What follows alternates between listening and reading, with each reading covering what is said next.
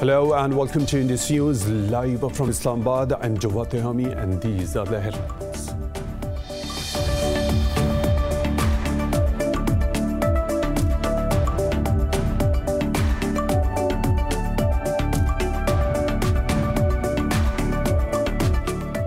In Iraq, 32 people have been killed and over 100 wounded when two suicide attackers blew themselves up at a crowded market in Baghdad. There has been no immediate responsibility for the attack, but authorities are suspecting ISIS involvement in the attack.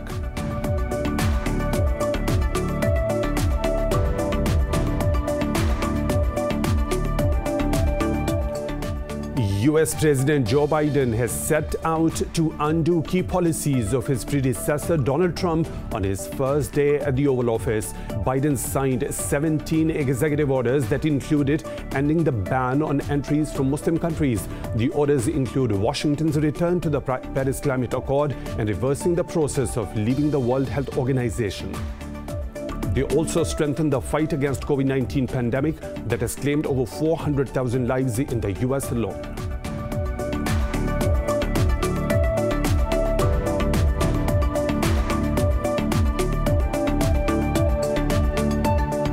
Protesting farmers have rejected a government proposal to put the implementation of agricultural laws on hold for 18 months. They insisted that the government should roll back the contentious laws completely.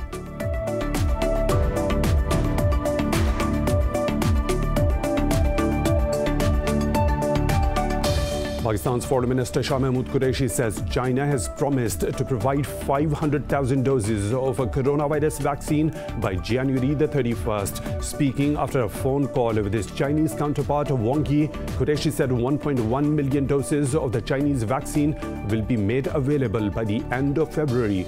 Pakistan has so far registered over 527,000 infections and more than 11,100 deaths.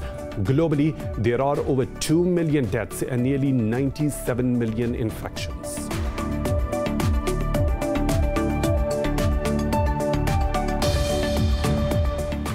Israeli forces have stormed several Palestinian cities across the occupied West Bank and arrested 17 Palestinians. The Palestinian Prisoners Society says the arrests were made in southern Hebron and central Ramallah governorates. It said the Israeli forces also shot a Palestinian journalist with a rubber bullet while he was covering the raids.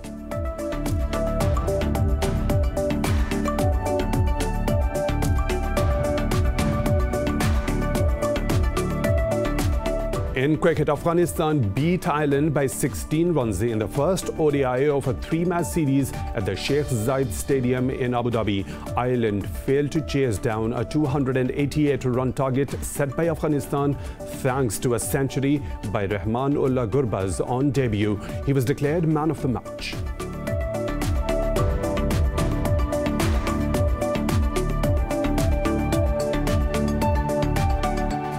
Those were the headlines and detailed stories right after a short break. Stay tuned.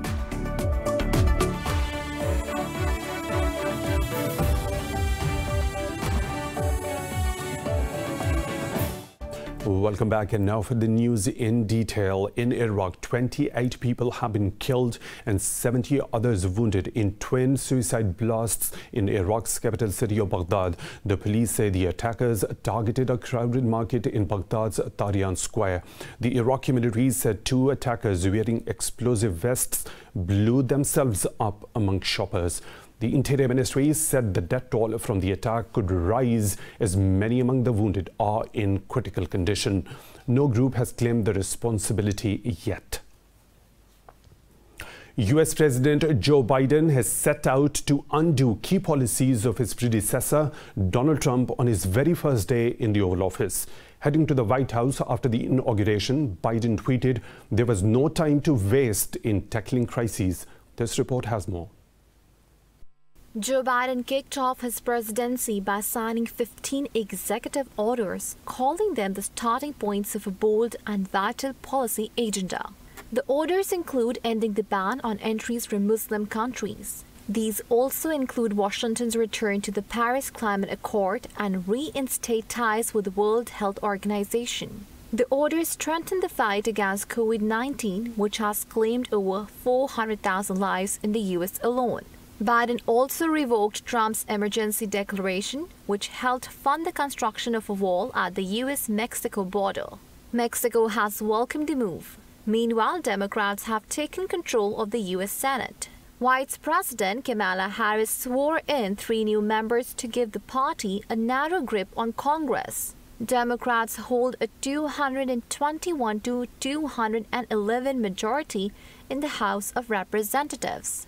Do you solemnly swear that you will support and defend the Constitution of the United States against all enemies, foreign and domestic, that you will bear true faith and allegiance to the same, that you take this obligation freely, without any mental reservation or purpose of evasion, and that you will well and faithfully discharge the duties of the office on which you are about to enter, so help you God.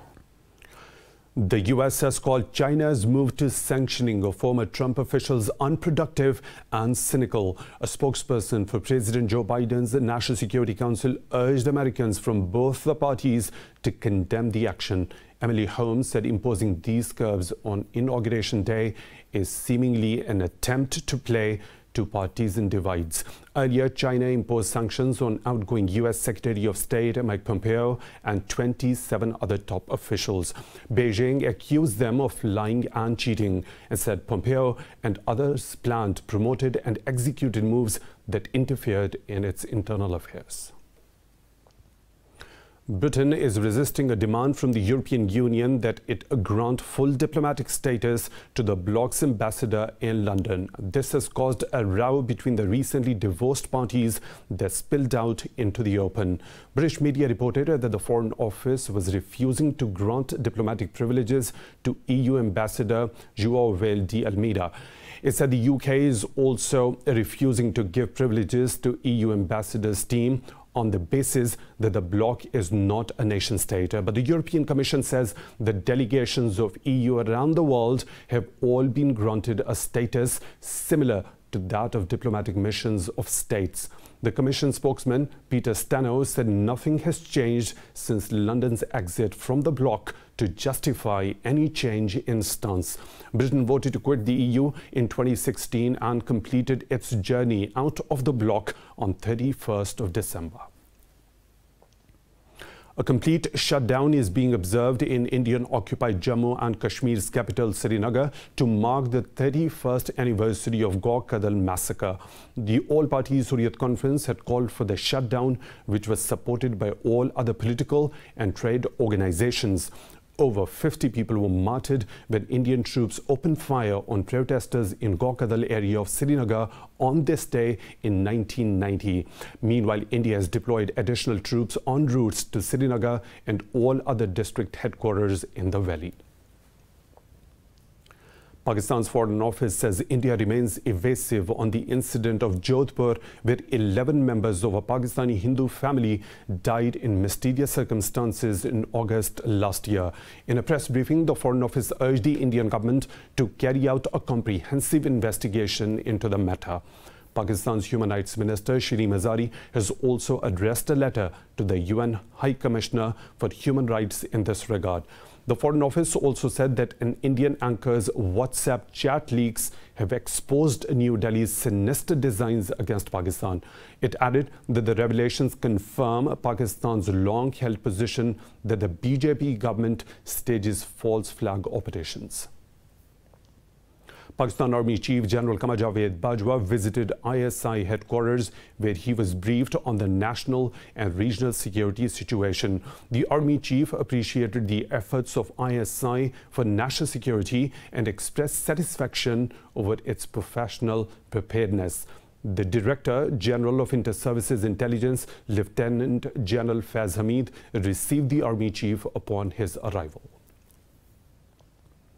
Pakistan has decided to make examination boards for the religious seminaries across the country along with their registration. In a statement, the Education Ministry said these examination boards will cater to the needs of a growing number of seminaries.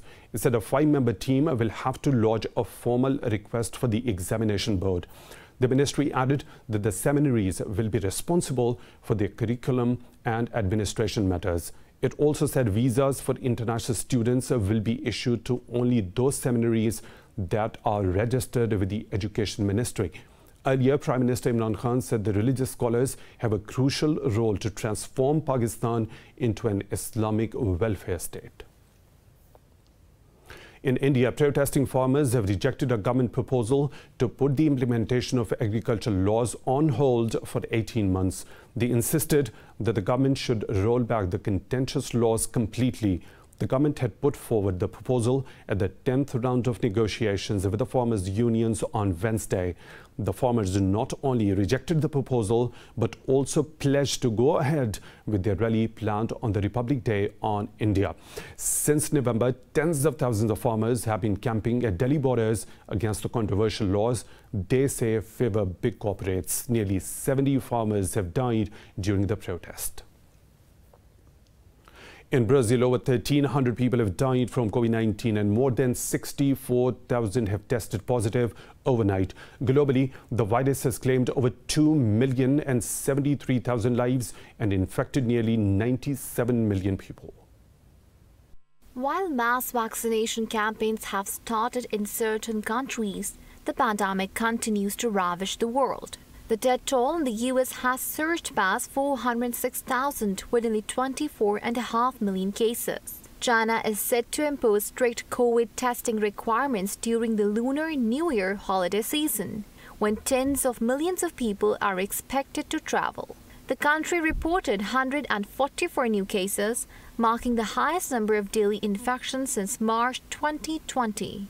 In France, the health ministry has reported over 300 deaths and nearly 27,000 new confirmed cases. Health officials have expressed alarm after a study showed the UK's third lockdown is failing to curb the spread of the virus. Meanwhile, Dubai's authorities have ordered hospitals to cancel non-essential surgery for the next month after a surge in cases. In Zimbabwe, the government has ordered work from home for civil servants, following the deaths of 2 cabinet ministers. But Australia has called for a special travel bubble with Pacific Island nations after the 4th day of zero infections. Pakistan's Foreign Minister Shah Mahmood Qureshi says China has promised to provide 500,000 doses of a coronavirus vaccine to Pakistan by January of the 31st. He was speaking after a phone call with his Chinese counterpart Wang Yi. Qureshi said 1.1 million doses of the Chinese vaccine will be made available by the end of February. Later, in a tweet, he said the doses to be provided to Pakistan will be of the Sinopharm vaccine. The Drug Regulatory Authority of Pakistan has already approved the vaccine for emergency use in the country. Pakistan has so far registered over 527,000 infections and more than 11,100 deaths. In India, a large fire at a vaccine plant has killed 5 people in western Maharashtra's Pune city. Police said evacuation efforts have been started at the Serum Institute of India, the world's biggest vaccine maker. Local media reports say fire broke out at an under-construction building at the institute's premises. The cause of the fire remains unknown, but a company official says it will not affect the production of coronavirus vaccines.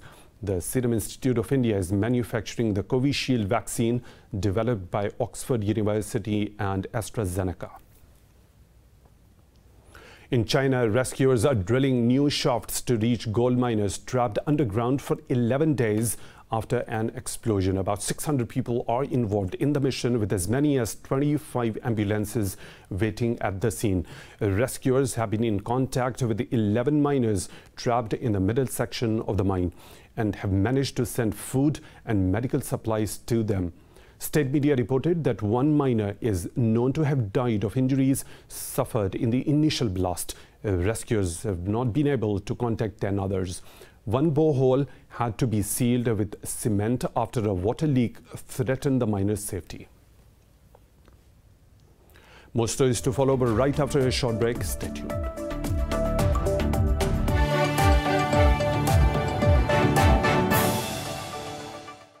Welcome back. Turkey says Greek expansion in the Ionian Sea does not affect Ankara''s claims over the Aegean Sea. Talking to the media, Foreign Ministry spokesperson Hemi Aksoy said Turkey has vital rights and interests in the semi-enclosed area. He underlined that Turkey's position on the matter remains unchanged. Earlier, the Greek parliament approved legislation to extend the country's territorial waters along its western coastline from 6 to 12 nautical miles. This comes ahead of the resumption of exploratory talks between Athens and Ankara over contested maritime claims in the Aegean Sea.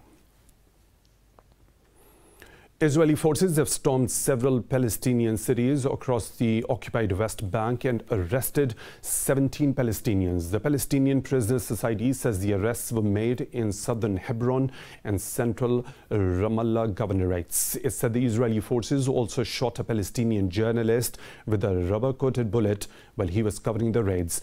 The group added that former Palestinian parliamentarian Mohammed Badr was among the people detained.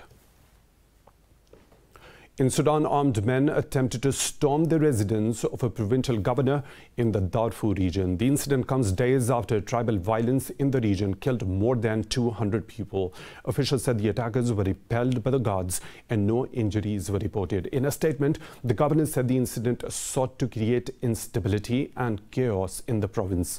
No group has claimed the responsibility for the attack yet.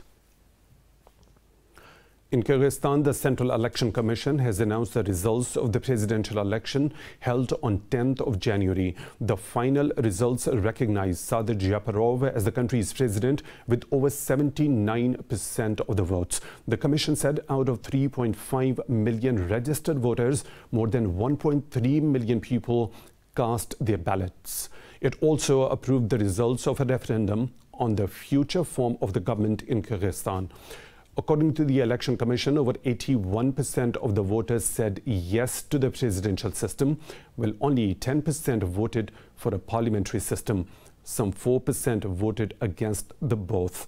Meanwhile, President-elect Japarov is expected to take office in the coming week. Mount Everest, the world's tallest mountain, is at the risk of turning into a dumping site. So Nepalese authorities have taken matters into their hands to turn the trash into treasure. More in this report. Used oxygen bottles, torn tents, ropes, broken ladders, cans and plastic wrappers discarded by climbers and trekkers litter Mount Everest and the surrounding areas. Trash is handled by a local environmental group, the Sagarmatha Pollution Control Committee. But the task in a remote region that has no roads is a huge challenge. Garbage is dumped or burned in open pits, causing air and water pollution as well as contamination of the soil. Number of tourists also 50-60,000 को हाराहारीमा आउँछ annually. Around 50 to 60,000 tourists come annually. To support these tourists, there are guides and porters as well. The waste of all these people gets accumulated here. So waste management is a challenge. Trash collected from the 8,848-meter tall peak is said to be transformed into art and displayed in a nearby gallery. This is a unique idea to collect garbage and display it in a museum. This will further increase tourism. At the same time, this will also lead to waste management and will encourage the young generation to visit the area. Sherpa said under a Carry Me Back initiative, each returning tourist and guide will be requested to take a bag containing 1 kilogram of garbage back to Lukla Airport, from where the trash will be airlifted to Kathmandu. In 2019, an estimated 80,000 trekkers, climbers and guides visited the area. The Italian Coast Guard has discovered the body of a dead whale after they followed a calf in distress at sea. The Coast Guard called it probably one of the largest whales ever found in the Mediterranean. The dead mammal was spotted near the popular tourist destination of Sorrento. The Coast Guard said it towed the whale to the port of Naples. The official said marine biologists will analyze the carcass for a cause of death. They added the whale's skeleton will eventually be put on display in a museum. Meanwhile, the calf has since disappeared into the sea. Coast Guard members continue to monitor for any more sightings of the calf. In the French Alps, Remy Coste and his team of dogs emerged victorious in the epic La Grande Odyssey Dog Sledge Challenge. The Frenchman won the race in Val-Senses region after beating other teams in the 10th and the final stage. Except 2017's Coste has been winning all editions of the race since 2016. Germany's Sylvia Ulrich and Jean Combazard from France came second and third respectively. The 17th edition of the competition, which kicked off on 9th of January, saw 55 mushers and 500 dogs put through their paces. Though the 400-kilometer long course offers breathtaking views, this year's race was closed to the public due to COVID-19 restrictions. It's time for a short break. We'll be back with more stories. Stay tuned.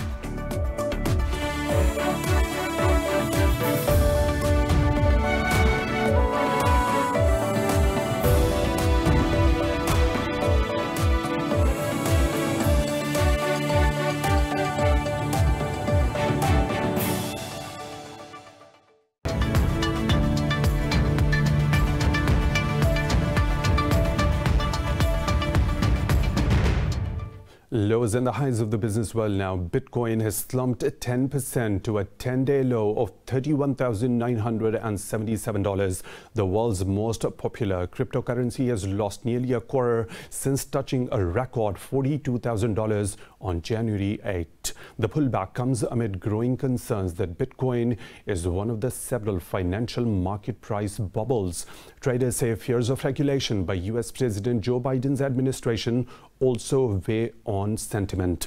Biden's pick to head the U.S. Treasury has previously expressed concerns that cryptocurrencies could be used to finance illegal activities. Northern Ireland holds Brexit responsible for the food supply problems in the country. Irish Foreign Minister Simon Coveney says there are now a certain amount of checks on goods going between Britain and Northern Ireland. In an interview, Coveney said these checks are stalling smooth operations. The Foreign Minister said the supermarket shelves were full before Christmas, but he said now there are some issues in terms of supply chains, so that is clearly a Brexit issue. China's three telecom giants have requested the New York Stock Exchange to review its decision to delist them. The announcement of review request came hours after President Joe Biden's inauguration. In near identical statements, the companies said they complied with the market rules as well as the regulatory requirements. The firm said they have also asked for a stay on trading suspensions while the review was undertaken. The review will be scheduled for at least 25 business days from the date the request is filed. The New York Stock Exchange delisted China Unicom, China Mobile, and China Telecom on former President Trump's executive order. U.S. stocks remain steady a day after major averages reached new highs as the market's recent strong performance fueled valuations concerns. The Dow Jones Industrial Average is trading fractionally lower.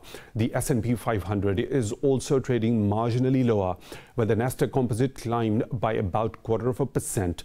Meanwhile, oil slipped after industry data showed a surprise build in the U.S. crude inventories, reigniting demand concerns.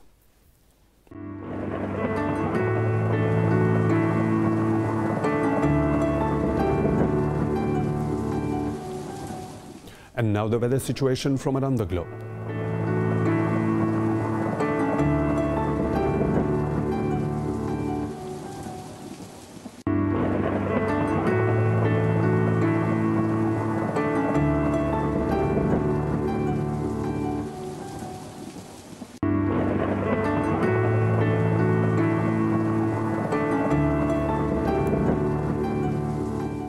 That's all for now. For the latest updates, you can follow us on social media at Indus Special.